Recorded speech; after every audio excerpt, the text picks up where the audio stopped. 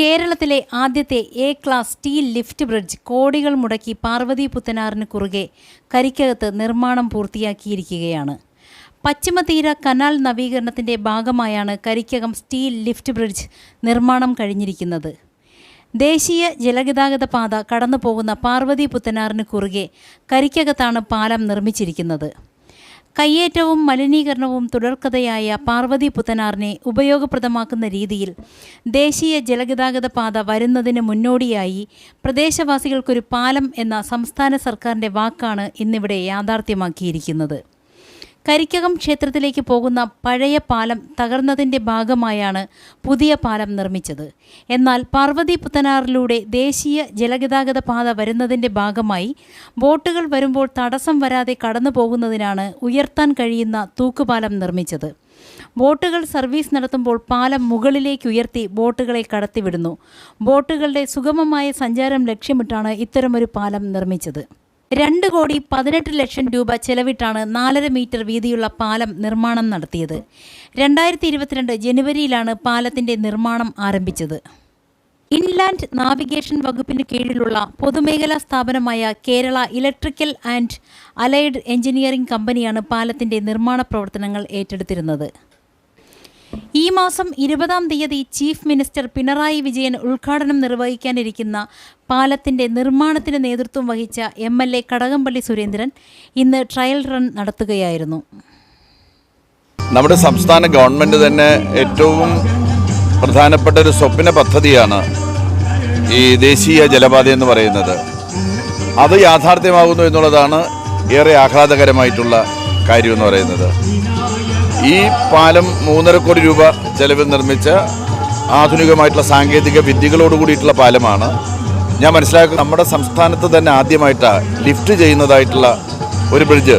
അതും ഏതാണ്ട് ഒരു 100 ടൺ ഭാരമുള്ള വാഹനങ്ങൾ തന്നെ കടന്നുപോയാലും കുഴപ്പമില്ലാത്ത തരത്തിലുള്ള നിർമ്മാണം നടത്തിയ ഒരു ബ്രിഡ്ജ് ലിഫ്റ്റ് ചെയ്യുന്നത് ഇതാദ്യമായിട്ടാണെന്ന് മനസ്സിലാക്കുന്നത്.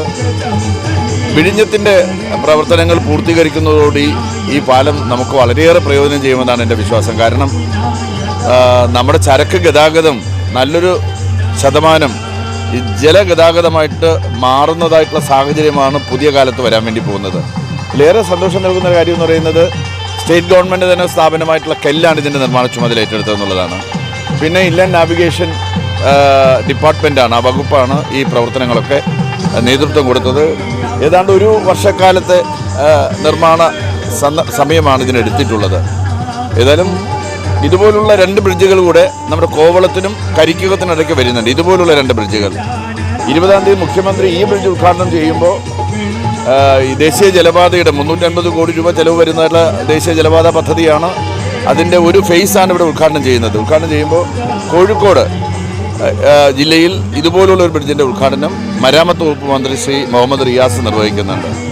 ഏതായാലും 2025 ആകുമ്പോഴത്തേക്ക് നമ്മുടെ ജലഗതാഗതം ഈ ജലപാതയിലൂടെ സാധ്യമാകുന്ന തരത്തിലുള്ള വികസന പ്രവർത്തനങ്ങളാണ് നമ്മുടെ സംസ്ഥാനത്ത് നടക്കുന്നത്. ഗവൺമെൻറ്റിൻ്റെ ഏറ്റവും വലിയൊരു സ്വപ്ന പദ്ധതിയാണ്.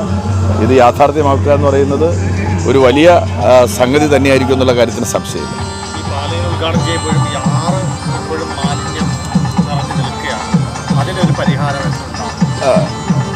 ഒരു വലിയൊരു ടാസ്ക്കാണ് യഥാർത്ഥത്തിൽ ഗവൺമെൻറ്റിൻ്റെയും ജനങ്ങളുടെയും മുന്നിൽ വരുന്നത്. കഴിഞ്ഞ നൂറ്റാണ്ടായി 50 വർഷമായിട്ട് നമ്മുടെ തിരുവനന്തപുരത്തെ ജനങ്ങൾ തള്ളുന്ന വേസ്റ്റാണ് ഈ മാലിന്യമായിട്ട് പാർവതി പുത്തനാറിൽ അടിഞ്ഞുകൂടി കിടക്കുന്നത്. അത് മാറ്റുക എന്ന് പറയുന്നത് ഭയങ്കരമായിട്ടുള്ളൊരു ടാസ്ക്കാണ്. ഈ മാലിന്യങ്ങൾ തന്നെ ഇവിടുന്ന് എടുക്കുന്നതായിട്ടുള്ള മാലിന്യങ്ങൾ എവിടെയാണ് സംസ്കരിക്കുക, അതൊരു വലിയ പ്രശ്നമാണ്. എന്നാലും ഗവൺമെൻറ് കിട്ടാവുന്ന എല്ലാ സാധ്യതകളും ഉപയോഗപ്പെടുത്തി മാലിന്യ സംസ്കരണവും പ്ലാസ്റ്റിക് വേർതിരിക്കലും ഒക്കെ നടത്തിയിട്ട് ഈ ആറിലെ ഗതാഗതം പുനരാരംഭിക്കുന്ന പഴയ കാലത്ത് എന്നപോലെ പുനരാരംഭിക്കുന്നതിന് വേണ്ടിയിട്ടുള്ള നടപടികളുമായിട്ട് മുന്നോട്ട് പോവുകയാണ്.